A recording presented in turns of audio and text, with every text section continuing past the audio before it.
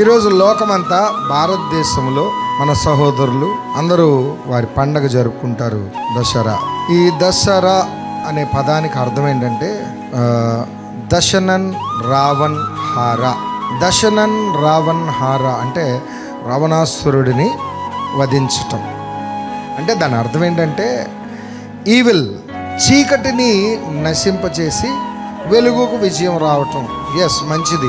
దాన్ని విజయదశమి అని పిలుచుకుంటారు. అయితే ఎందుకు ఇవన్నీ చెప్తున్నారంటే మన జీవితంలో చీకటి అనే అపవాది తంత్రములను ఎదిరించి వెలుగు సంబంధులుగా మనం ఉండాలి.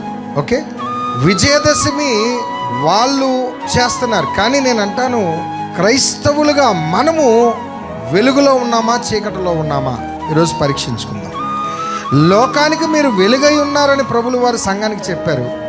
మనం లోకానికి వెలుగుగా ఉన్నామా, లేకపోతే మనలో ఉన్న చీకటి ఛాయలు ఏవైనా అలుముకుంటూ లోకస్తుల్ని ఇంకా చీకటిలోకి నెట్టేస్తున్నామా, లేక మనలో ఉన్న వెలుగు ద్వారా కొందరినైనా వెలిగించి ప్రభావితం చేసి వెలిగించగలుగుతున్నామా, మండించగలుగుతున్నామా?